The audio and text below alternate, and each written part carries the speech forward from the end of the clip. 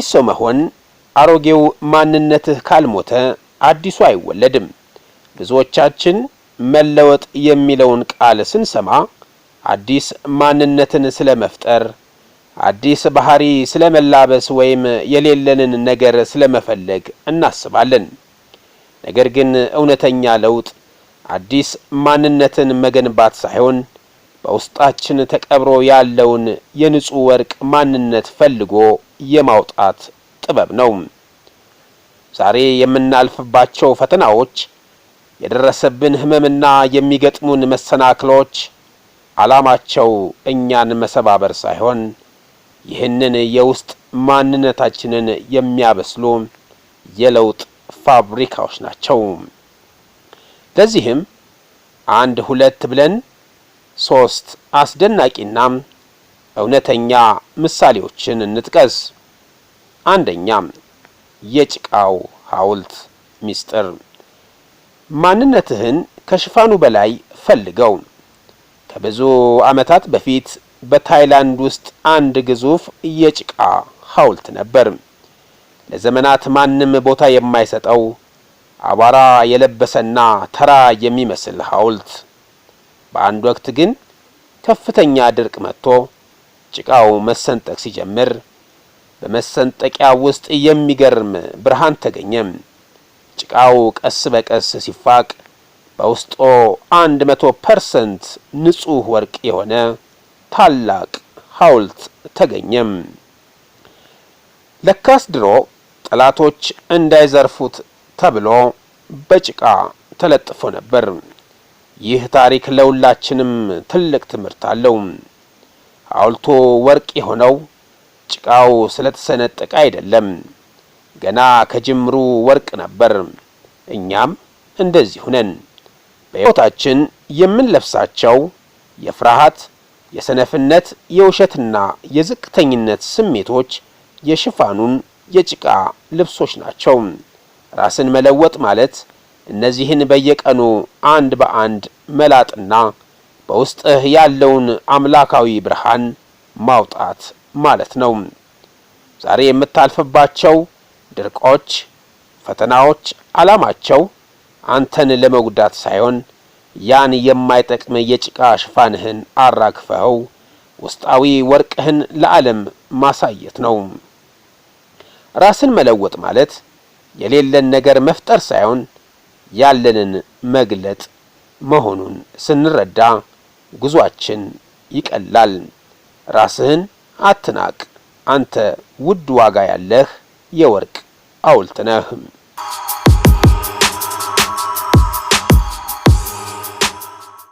ሁለተኛ፣ የንስሩ ዳግም ልደት። የህመም ድልና የዳግም መወለድ ጥበብ። ንስር በሰማይ ላይ ለረጅም ዘመናት እንዲነግስ የተፈጠረ ቢሆንም 40 ዓመት ሲሞላው የተፈጥሮ ማገጃ ይገጥመዋል። ጥፍሮቹ ይዝላሉ፣ መንቁሩ ይጣመማል፣ ላባዎቹ ይከብዱታል። በዚህ ጊዜ ንስሩ በሁለት መንገዶች መካከል ይቆማል። በአሮጌው ማንነቱ ዝሎ መሞት ወይም ደግሞ 150 ቀናት የሚቆይ ህመም ያለበትን የዳግም ልደት ሂደት መቀበል።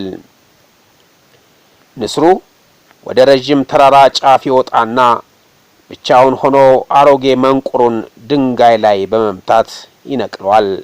አዲስ መንቁር እስኪበቅል በጾምና በጸጥታ ይጠብቃል። ከዚያም በዚያው አዲስ መንቁር አሮጌው ጥፍሮቹንና የከበዱትን ላባዎቹን ይነቅላል። ከ5 ወር ስቃይ በኋላ በአዲስ ጉልበት ለተጨማሪ 30 ዓመታት ለመኖር ይበራል። ይህ ታላቅ ትምህርት ነው። ለውጥ ህመም አለው። ነገር ግን አሮጌውንና የማይጠቅመንን ማንነት ካልነቀልን በአዲስ ጉልበት መብረር አንችልም። ትልቅ ቦታ ለመድረስ ትላንት የነበርክበት ማንነትን መተው አለብህ። የንስሩ ታሪክ የሚያስተምረን አሮጌውን ልማድ፣ የቆየውን ቁስልና የማይጠቅመንን ስሜት በድፍረት ነቅለን ካልጣልን አዲሱን የህይወት ሰማይ መቆጣጠር እንደማንችል ነው። ትናንት የረዳህ ባህሪ ዛሬ እንቅፋት ሊሆንብህ ይችላል። ስለዚህ ልክ እንደ ንስሩ ለመለወጥ ድፍረት ይኑርህ። ሶስተኛም ካሮት፣ እንቁላል ወይስ የቡና ፍሬ ሁኔታዎችን የመለወጥ ብቃት። ሕይወት ልክ እንደ ፈላ ውሃ ማሰሮ ናት። በዚህ ማሰሮ ውስጥ ካሮት፣ እንቁላልና የቡና ፍሬ ቢጨመሩ ሶስቱም የተለያዩ ውጤት ያሳያሉ። ካሮቱ ጠንካራ መስሎ ገባ። ነገር ግን በፈላ ውሃ በችግር ውስጥ ሲቆይ ደካማና ላላ። ካሮቱ ጠንካራ መስሎ ገባ። ነገር ግን በፈላ ውሃ በችግር ውስጥ ሲቆይ ደከመና ላላ። ብዙ ሰዎች ችግር ሲገጥማቸው ተስፋ የሚቆርጡት እንደ ካሮቱ በመሆናቸው ነው። እንቁላሉ ስስና በቀላሉ የሚሰብር ነበር። ነገር ግን በፈላ ውሃ ውስጥ ሲቆይ ልቡ ጠነከረና ደረቀ።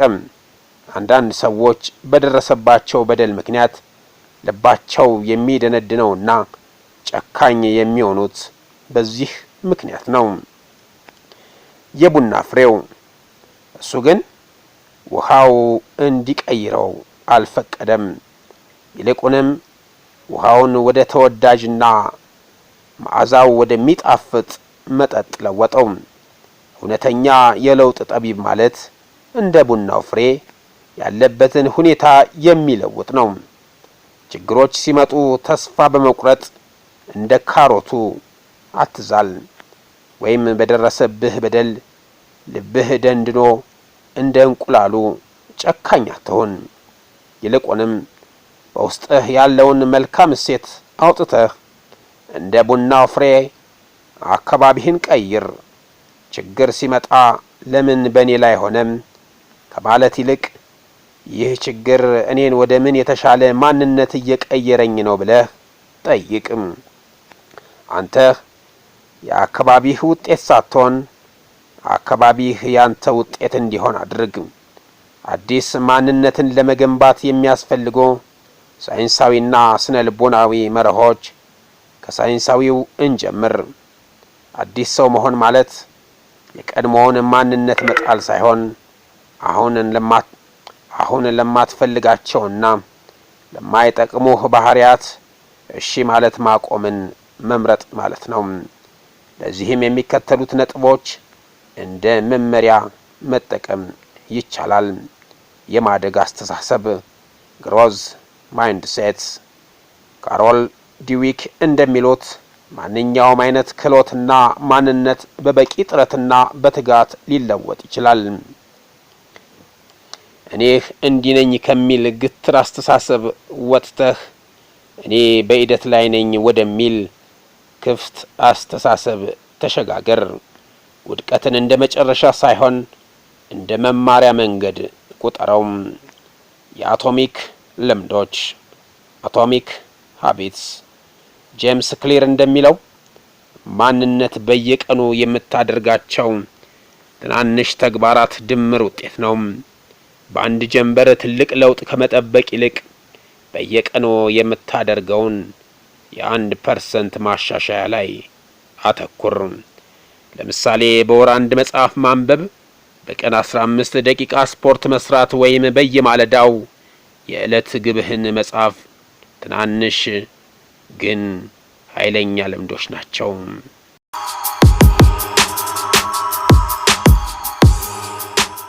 ኒውሮፕላስቲሲቲ አንጎላችን በማንኛውም የዕድሜ ክልል ውስጥ አዳዲስ የነርቭ ግንኙነቶችን የመፍጠር አስደናቂ አቅም አለው።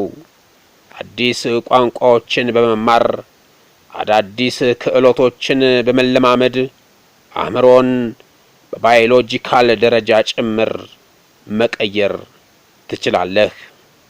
አእምሮ እንደ ፕላስቲክ ሊቀረጹ የሚችሉ እንጂ እንደ ድንጋይ እየደረቀ አይደለም።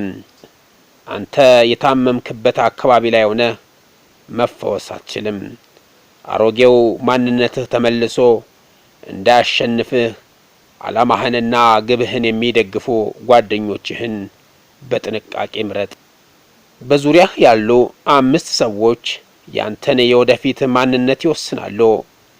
ሌላው የለውጥ ጉዞ ተግባራዊ እርምጃዎችን ለመውሰድ ስነ ልቦናዊ መርሆችን እንይ። ለውጥ በምኞት ብቻ አይመጣም። የሚከተሉትን ስነ ልቦናዊ ተግባራዊ ልምምዶች ዛሬውኑ ጀምር። በየቀኑ የምታደርጋቸውን ድርጊቶችና የምታስባቸውን ሐሳቦች ልብ በል። የትኞቹ ናቸው የሚጠቅሙህ? የትኞቹ ናቸው ወደ ኋላ የሚጎትቱህ? ማስታወሻ መጻፍ፣ የውስጥ ስሜትህንና ግቦችህን በወረቀት ላይ ማስፈር አእምሮህ በነገሮች ላይ ግልጽነት እንዲኖረው ይረዳዋል። ለውጥ የሚመጣው ምቾት ከሚሰጥህ ቀጠናም ኮምፈርት ዞን ስትወጣ ነው። ፈታኝ የሆኑ ነገሮችን ለማድረግ ራስን አስደናቂ ይዞ አዲስ ጉዞ መጀመር አይቻልም። ያለፈውን ትተህ ዛሬ ላይ አተኩር። መጨረሻም ይህ ታላቅ የለውጥ ጉዞ ጊዜን፣ ትዕግስትንና ቀጣይነትን የሚጠይቅ ራስን በራስ የማነጽ ሂደት ነው። አዲስ መረጃ በውስጣችን አዲስ ማንነትን የመፍጠር ኃይል ስላለው በየቀኑ ጠቃሚ መጻሕፍትን በማንበብና አዳዲስ ነገሮችን በመማር የዓለም እይታህን አስፋም። በመጨረሻም አንተ በአንድ ወቅት የቆምክ ያለቀልህ ውጤት ሳይሆን ሁል ጊዜ በማያቋርጥ የእድገት ሂደት ላይ ያለህ ድንቅ ፍጡር መሆንህን ተረዳም። የውስጥ ወርቅ እንዲወጣ ዛሬ የትኛውን አሮጌ ማንነትህን ትገፍፋለህ? ራስህን አትናቅ። ጭቃውን ለመላጥና እንደ ንስር በአዲስ ጉልበት ለመብረር ዛሬውኑ ጀምር። የለውጡ ቁልፍ ያለው በእጅህ ነው። በሩን ለመክፈት ግን አንተ መነሳት አለብህ። አበቃን። ሰላም።